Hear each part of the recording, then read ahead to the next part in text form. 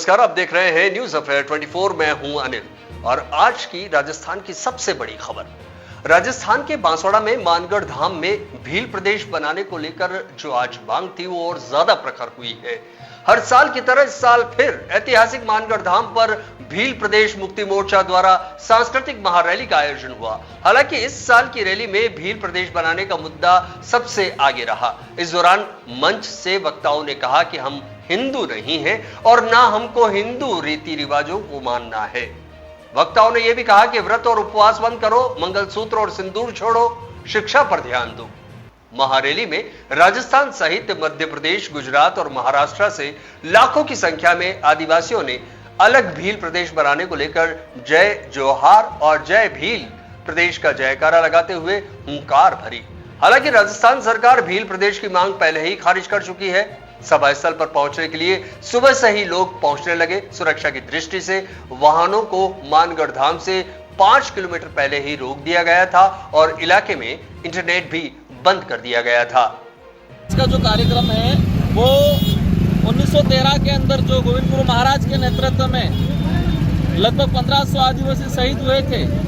इन शहीद हुए आदिवासियों की जो उस समय डिमांड थी कि अलग से भील प्रांत बनाया जाए, लेकिन इतिहासकारों ने अलग से भील प्रांत की जो मांग को एक भक्ति आंदोलन के रूप में शो कर दिया सिर्फ। लेकिन ये जो भील प्रदेश की जो अलग से डिमांड थी इतिहासकारों ने दबा दिया गया है। आज की युवा पीढ़ी जागरूक होती है और ये भील प्रदेश की जो मांग है वो तेजी से बढ़ रही है।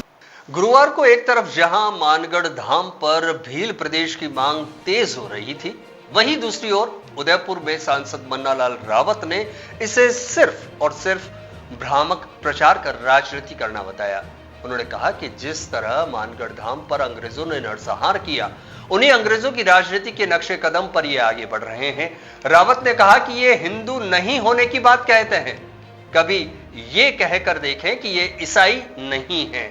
ये हिंदू समाज पर आक्रमण करते हैं और ईसाइयों की राजनीति करते हैं। जिन लोगों ने वहां इकट्ठा करने की कोशिश की है उनको समझना चाहिए, मानगढ़ धाम आदिदेव महादेव आदि शक्ति का स्थान है। वहां जनजातियों ने राष्ट्रीय तत्व को लेकर, राष्ट्रीय चेतना को लेकर 1913 में शहादत दी थी।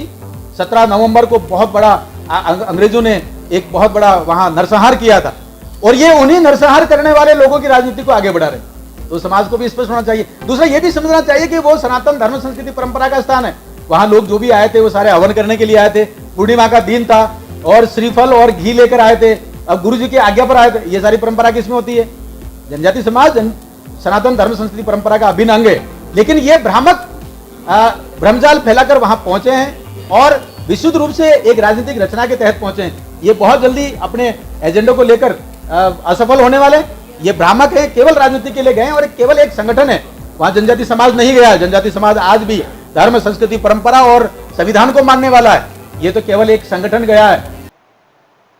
वैसे तो हर साल ये सम्मेलन 17 जुलाई को आयोजित होता है, लेकिन इस साल मुहर्रम होने के कारण इसका आयोजन 18 जुलाई को रखा गया।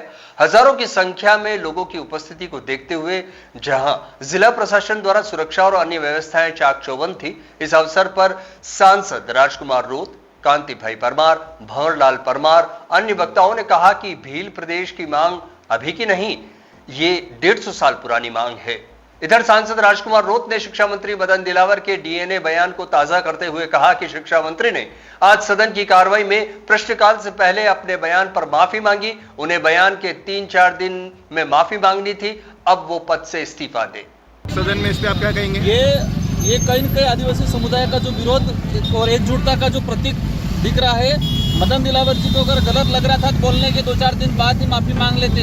आज 2 महीने करीब होने आ गए और आज ही के दिन सदन की सबसे पहले शुरुआत में क्वेश्चन आवर से पहले ही उन्होंने माफी मांगी, क्योंकि आज मानगढ़ पे लाखों की संख्या में आदिवासी समुदाय एकत्रित हो रहा है ये भील प्रदेश की डिमांड को लेके। लेकिन साथ ही जिस तरह से मदन दिलावर ने आदिवासी समुदाय के डीएनए पे बोला है, उस बात को लेकर पूरा आदिवासी समुदाय साथ ही अन्य समुदाय के अंदर भी आक्रोश है और ये माफी जो मांगी है कहीं न कहीं उनके पार्टी के दबाव में मांगी गई है।